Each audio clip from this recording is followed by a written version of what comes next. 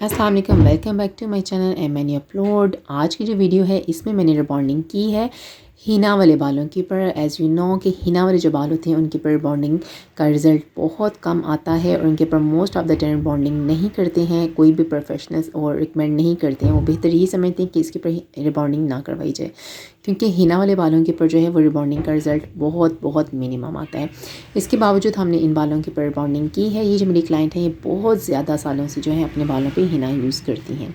पहले मैं आपको हेयर्स का बिफोर दिखा देती हूँ कि हेयर्स की कंडीशन क्या है। ठीक है, हिना बहुत ज़्यादा सालों से अप्लाई ही करती हैं और इनको मैंने रिसेंटली मना भी किया था कि अगर आप रिबॉन्डिंग करवाना चाहती हैं तो आप हिना यूज़ करना बिल्कुल बंद कर दें। उसके बावजूद इन्होंने कुछ दिन पहले या महीना पहले जो इन्होंने दोबारा से अपने बालों के अंदर मेहंदी या हिना जो है वो दोबारा से अप्लाई की थी। अब क्या कर सकते हैं, वो चाहती थी, उनकी बहुत हाई विश थी कि मेरे बालों में रिबॉन्डिंग की जाए क्योंकि इनका बहुत नेग्रो हेयर है। ठीक है, तो हमने सबसे पहले क्या किया है कि अपने बालों को यानी कि अपने जो क्लाइंट के बालों को बिल्कुल नीट एंड क्लीन करने के लिए हमने जो है प्योरीफाइंग शैम्पू यूज़ किया है। प्योरीफाइंग शैम्पू जो मैंने ब्रीमोट कंपनी का यूज़ किया है, और प्योरीफाइंग शैम्पू आप किसी भी कंपनी का यूज़ कर सकते हो। तो मैंने ब्रीमोट का प्योरीफाइंग शैम्पू जो है या क्लैरिफाई शैम्पू आप बोल दो, वो मैंने यूज़ किया है। ठीक है, ये बालों में सारा डर्ट ऑयल केमिकल्स जो हैं उनको काफ़ी हद तक अंदर से रिमूव कर देगा। क्यूटिकल्स जो हैं हेयर्स के वो ओपन हो जाएंगे और प्रोसेस के लिए जो है बाल रेडी हो जाएंगे। आपने कम अज़ कम इसको ट्वाइस जो है 2 टाइम जो है आपने इसके साथ बालों को अच्छे तरीके से झाग बना के वॉश करना है। अगर ज़रूरत हो तो आप इसको 3 दफ़ा भी यूज़ कर सकते हैं। क्यूटिकल जितने अच्छे तरीके से ओपन हो जाएगा, ट्रीटमेंट उतने अच्छे तरीके से बालों के अंदर बैठेगा। इसके बाद आपने अपने बालों को वॉश करने के बाद आपने अपने क्लाइंट को चेयर पे ले आना है और बालों को आपने इस तरह से टॉवल ड्राई करना है कि आपने बालों को यानी कि ऊपर से नीचे के रुख को बालों को दबा के आपने अंदर से पानी को निचोड़ना है। ठीक है, अब यहाँ पे बात ये आ जाती है कि हीना वाले बाल हैं तो इसके ऊपर हमने रिबॉन्डिंग कैसे करनी है। ठीक है, तो हमने क्या करना है, यहाँ पे हमने एक मीडियम हीट पे रख के हमने हेयर ड्रायर से इनके बालों को ड्राई करना है। बहुत गर्म ड्रायर के साथ जो है अपने बालों को ड्राई नहीं करना है। ठीक है, और कोशिश ही किया करें कि अगर आप किसी भी हेयर्स पे रिबॉन्डिंग कर रहे हैं तो मीडियम हीट के वाला जो यानी कि हीट तो मीडियम हो लेकिन पावरफुल हो यानी कि ड्रायर की। तो आपने उसके साथ जो है बालों का 100% मैंने ड्राई कर लिया है। मैंने यहाँ पे वेट नहीं छोड़े बाल, क्योंकि यहाँ पे मैं ये काम करने लगी हूँ क्योंकि मैं क्यूने का हार्ड एंड स्ट्रॉन्ग वाला जो है वो वाला पैकिंग यूज़ कर रही हूँ। लेकिन यहाँ पे मैं क्या करूँगी, मैं मटेरियल लेने के बाद इसके अंदर 2 से 3 शॉवर के जो हैं वो पम्प्स जो हैं वो पानी के ऐड कर लूँगी। आप चाहो तो हेयर मास्क भी ऐड कर सकते हो। तो इससे क्या हो जाएगा कि फार्मूला थोड़ा सा माइल्ड हो जाएगा, थोड़ा सा नहीं बल्कि काफ़ी ज़्यादा माइल्ड हो जाएगा। क्योंकि हेयर आप देख सकते हो नेग्रो होने के साथ यानी कि हद से ज़्यादा कर्ली होने के साथ साथ हेयर रफ़ बेहद है, बहुत ज़्यादा है। रफ़ हिना बहुत ज़्यादा अप्लाई करने की वजह से भी बाल हो जाते हैं। तो उस वजह से बालों के ऊपर जो काम हमें चाहिए था वो कोशिश तो यही थी कि 100% रिज़ल्ट आए, क्योंकि मसला यही था कि हिना कोटेड बाल थे, उसकी कोटिंग बहुत ज़्यादा हार्ड होती है। जो प्रोफेशनल्स हैं वो इस बात को समझ रहे होंगे और समझ पाएंगे, और आपको हर कोई यही गाइड करेगा कि हिना के ऊपर बॉन्डिंग बहुत नामुमकिन किस्म की एक चीज़ होती है, लेकिन करने वाले कर ही लेते हैं। ठीक है, तो हमने यहाँ पे पानी का स्प्रे जो है वो हार्ड एंड स्ट्रॉन्ग फार्मूला के अंदर इसलिए ऐड किया है, जो कि मैं क्यूने का यूज़ कर रही हूँ। पूरा जो रिबॉन्डिंग है वो मैं क्यूने की ही यूज़ करूँगी। ठीक है, तो हमने इसमें इसलिए पानी यूज़ किया है ताकि ये ज़रा न्यूट्रल हो जाएगा, यानी कि थोड़ा सा इसका जो स्ट्रेंथ है वो थोड़ी सी कम हो जाएगी, तो बालों को वीक नहीं करेगी। प्लस आपने एप्लीकेशन किस तरह से करनी है कि आपने 1/2 सेंटीमीटर तक रूट से छोड़ देना है अपने बालों को, और आपने मटेरियल इतना अप्लाई करना है एटलीस्ट आपके सारे बाल जो हैं इसमें गीले हो जाएँ। ठीक है, यानी कि आपने कोई बाल जो है छोड़ना नहीं। और आपने क्या करना है, जब आपने मटेरियल को रखना है तो आपने ऊपर वाले हाफ बालों पे रख के उस मटेरियल को अपने फिंगर्स के साथ जब आप जैसे जैसे आपने एमल्सिफाई करना है, ब्लेंड करते करते आपने नीचे वाले बालों पे ले आना है। ठीक है, आपने मटेरियल की ओवर कोटिंग नहीं करनी है। ठीक है, तो आपने इसी तरीके से जो है आपने 1/2 इंचेस के स्लाइस लिए जाने हैं और आपने अच्छे तरीके से मटेरियल अप्लाई करते साथ ही आपने जो है एमल्सिफाई करके आपने बालों के अंदर इनको अच्छी तरह से ब्लेंड करते जाना है। ठीक है, और आपने काम को बहुत ज़्यादा नहीं करना है। ठीक है, आप जैसे जैसे बालों को सेट करते जाओगे तो आप आगे से सेक्शन लेके आप एप्लीकेशन करते जाओ। इसके अलावा आपने क्या करना है कि आपने रिबॉन्डिंग का मटेरियल एकदम बेहद बहुत ज़्यादा यानी कि जो आपकी क्रीम नंबर 1 है वो आपने हद से ज़्यादा जो है वो नहीं निकालनी। आप जैसे जैसे ज़रूरत हो आप निकालते जाओ। माइल्ड करना हो तो या थोड़ा सा कंडीशनर ऐड कर लो, या हेयर मास्क ऐड कर लो, या पानी का थोड़ा सा शॉवर कर लो। ठीक है, तो यहाँ पे मैंने हाफ एरिया के ऊपर यानी कि हाफ हेड के ऊपर अप्लाई करने के बाद मैंने जो है ना बालों के अंदर कॉम कर दी है एक दफ़ा, ताकि पीछे जो है हमारा प्रोसेस वो स्टार्ट है तो वो अपना काम करता रहे। अब यहाँ पे आपने क्या करना है, अपने पीछे वाले जो हेयर्स हैं उनका आपने टाइम नोट कर लेना है कि वो किस टाइम के ऊपर हमने एप्लीकेशन उसकी मुकम्मल की थी। उस टाइम का आपने नोट करके जहन में रख लेना है या लिख के रख लेना है। ठीक है, उसके बाद अब हमने आगे एप्लीकेशन स्टार्ट कर देनी है। उसी तरह से सेक्शन बाय सेक्शन हमने लेना है एप्लीकेशन आपने बहुत अच्छे तरीके से जज़ब करके आपने करनी है बालों के अंदर, ठीक है। सबसे पहले आपका स्टेप था हेयर्स को आपने क्लैरिफाई किया था, 2 से 3 बार आपने शैम्पू के साथ हेयर वॉश करने के बाद आपने क्रीम नंबर 1 जो है यानी कि आपकी जो रिबॉन्डिंग क्रीम है क्यूने की वो आप यूज़ करें। अगर आप माइल्ड फार्मूला यूज़ कर रहे हो तो फिर आपको उसमें किसी भी किस्म का कंडीशनर या कोई भी चीज़ या पानी का शॉवर करने की या मास्क ऐड करने की ज़रूरत नहीं है, वो ऑलरेडी माइल्ड फार्मूला होगा। लेकिन अगर आप स्ट्रॉन्ग वाला फार्मूला किसी भी कंपनी का यूज़ कर रहे हो तो इसमें आपने थोड़ा सा ये मिक्सिंग कर लेनी है तो वो बेहतर रहेगी, ठीक है।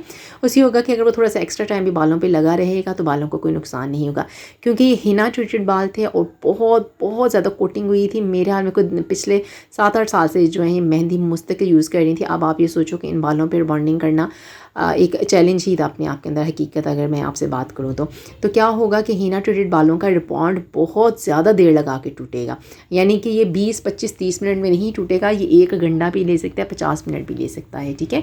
और मैं आपको चल के बताती हूँ कि इनका जो रिबॉन्डिंग है या इनका जो बॉन्ड है, ये वाला काम इनका कितनी देर में हुआ था और इनके बालों में कितनी देर तक जो इस क्रीम ने रिजल्ट दिया था, वो मैं आपको आगे चल के बताऊँगी, ठीक है। तो माइल्ड फार्मूला कर लेने का मकसद यही है कि हिना वाले बालों के ऊपर क्योंकि मटेरियल जज़ब बड़े ही मुश्किल से होगा और क्यूटिकल के अंदर उसको पहुंचने के लिए टाइम लगेगा, और पहुंच जाए तो अल्लाह का शुक्र है, ना पहुंचे तो भाई हिना वाले बंदे को पहले ही बता दें कि भाई हम अपनी पूरी कोशिश करेंगे। बाकी आपने बालों का ऑलरेडी इतना ज़्यादा बेराग रख कर लिया वह हिना कोटिंग कर करके अगर आपको पता है कि आपकी भी शार्पनर बॉन्डिंग करानी है तो आप इस चीज़ को जल्द कर लिया करें, और रिबॉन्डिंग कराने से कम से कम 6 महीने पहले जो आप मेहंदी का इस्तेमाल बंद कर दें, ठीक है।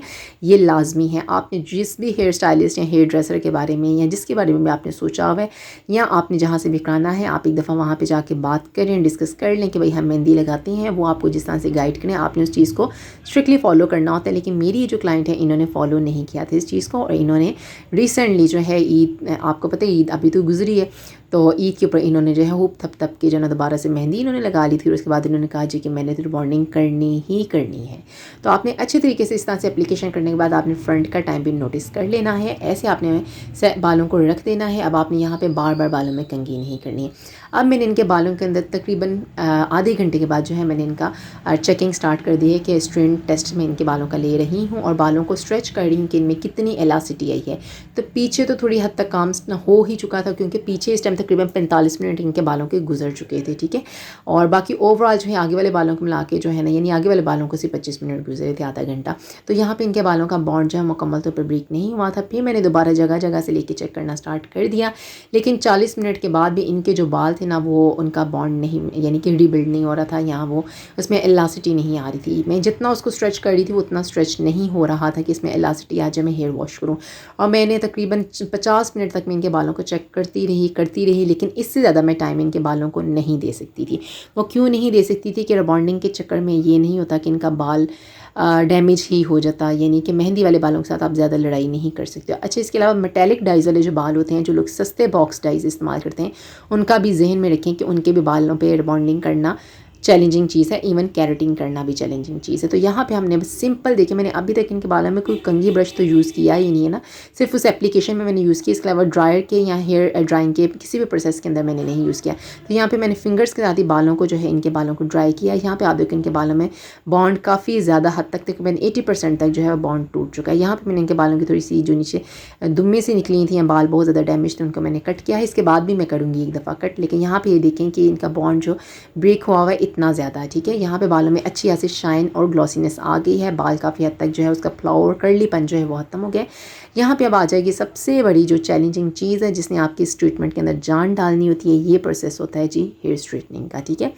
आपने हेयर स्ट्रेटनर जो यूज़ करना है, मेक श्योर वो उसकी जो प्लेट्स हैं वो या टाइटेनियम प्लेट्स हों या सिरेमिक प्लेट्स हों, ठीक है।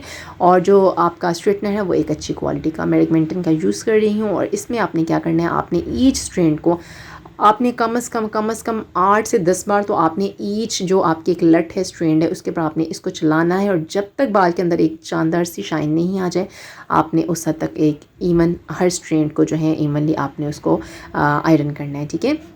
रूट के नज़दीक 3 से 4 बार आपने चलाना है, फिर चलाते चलाते आपने नीचे ले जाना है और उसके बाद आपने सिंपली ऊपर से नीचे आपने इसको चलाना है। बालों को बहुत फ्लैट रुख से रख के ना स्ट्रेट करें, उससे जो बॉन्डिंग है बहुत फ्लैट सा लुक देगी। तो मैं क्या करती हूँ, पहले मैं इस तरह से रख के करती हूँ, फिर मैं बालों को हाइट वाले रुख को जो उठा के तो फिर मैं उसके बाद जो है इनको करती हूँ। तो आप ये देखें कि इतनी शाइन बाल में आ जाए। इसके बाद मैं सारे बालों को मैंने कर लिया है डेड स्ट्रेट। इसके बाद हमारा जो होगा स्टेप 2 यानी कि न्यूट्रलाइज़र हम यूज़ करेंगे और ये भी मैं क्यूने कंपनी का ही यूज़ कर रही हूँ। आप चाहो तो इसके अंदर आप थोड़ा सा मास्क ऐड कर सकते हो, नहीं तो आप ना करो तो ज़्यादा बेहतर है।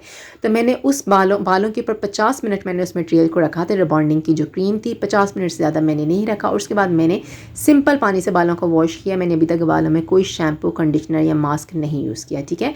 रिबॉन्डिंग क्रीम जो फर्स्ट क्रीम है उसको 50 मिनट के बाद जो है मैंने धो दिया था। मैंने बार बार स्ट्रेन टेस्ट भी लिया, लेकिन स्ट्रेन टेस्ट में भी ये आ रहा था कि 80% से ज़्यादा जब बॉन्ड ब्रेक नहीं हो रहा था। और मैं ओवर प्रोसेस बालों पे नहीं करना चाहती थी, क्योंकि ओवर प्रोसेस करो यानी कि कम रिजल्ट दो तब भी क्लाइंट आपके साथ नाराज़ी, और बहुत अच्छा रिजल्ट देने की कोशिश में बाल थोड़ा सा डैमेज भी हो जाए तो वो हद से ज़्यादा ही नाराज़ी क्या कहेंगे उसको, नाखुश, हाँ ऐसे बोलो, ठीक है। तो हमने अपना अच्छा काम करना होता है, अगले का बाल बच जाना सबसे बड़ी ये चीज़ होती है, ठीक है। तो आपने ये चीज़ ज़रूर से में रखनी है। और मैंने आपको हमेशा कहा है कि मेटेलिक डाइज वाले और हीना वाले बंदे को आपने पहले ये चीज़ बता देनी है कि बहन जी आपके बालों पे इतना ही रिजल्ट आ सकता है। तो 50 मिनट के बाद मैंने सादे पानी के साथ रिबॉन्डिंग क्रीम को गुनगुना पानी जो होता है, लुक वार्म वाटर जो होता है, उसके साथ आपने बालों को अच्छी तरह से धोने के बाद बालों को डेड स्ट्रेट किया, ड्राई करने के बाद, और आपने न्यूट्रलाइज़र को जो है 50 मिनट, अगर आपने रिबॉन्डिंग क्रीम रखी है तो आपने 25 मिनट न्यूट्रलाइज़र को रखना है, ठीक है। आपका रिबॉन्ड जितनी देर में आपकी रिबॉन्डिंग का फर्स्ट क्रीम रिजल्ट देती है उसका हाफ टाइम आपने जो न्यूट्रलाइज़र को रखना है। यहाँ भी मैंने बिल्कुल सादे पानी से बालों को धोया है, कोई मास्क, कोई कंडीशनर, कोई चीज़ मैंने यूज़ नहीं की है यहाँ पे। और ये इनके बालों का बिना स्ट्रेटनिंग के जो है, इनके बालों का हिना वाले, मेहंदी वाले बालों पे ये इनकी रिबॉन्डिंग का जो है रिजल्ट अभी तक हमें मिला है। इसके बाद आपने क्या करना है, अपने क्लाइंट के बालों का एक सादा सा स्ट्रेट करके, यानी कि बहुत डेड स्ट्रेट जैसे हम पहले एफर्ट करते हैं बीच वाले यानी कि न्यूट्रलाइज़र से पहले, उस तरीके से नहीं, लेकिन एक अच्छा सा हेयर स्ट्रेट करके आपने सारे प्रोसेस को यहाँ पे लॉक करके अपने क्लाइंट को जो है आपने घर भेजना है। और 72 आवर्स के बाद यानी कि 3 दिन के बाद आपने अपने क्लाइंट को बुला के आपने प्रॉपर उसका हेयर वॉश करना है। आपने क्या करना है, आपने केराटिन शैम्पू वगैरह कोई चीज़ नहीं यूज़ करनी। आपने केराटिन का जो कंडीशनर होता है वो आपने अप्लाई करना है, और देन आपने हेयर मास्क जो है वो अप्लाई करके 20 मिनट के लिए छोड़ देना है। उसके बाद आपने सादा, उसके बाद पानी से हेयर वॉश कर देना है। आई होप आपको वीडियो जो पसंद आई होगी, रिजल्ट भी पसंद आया होगा। अगली वीडियो तक दुआओं में याद रखें।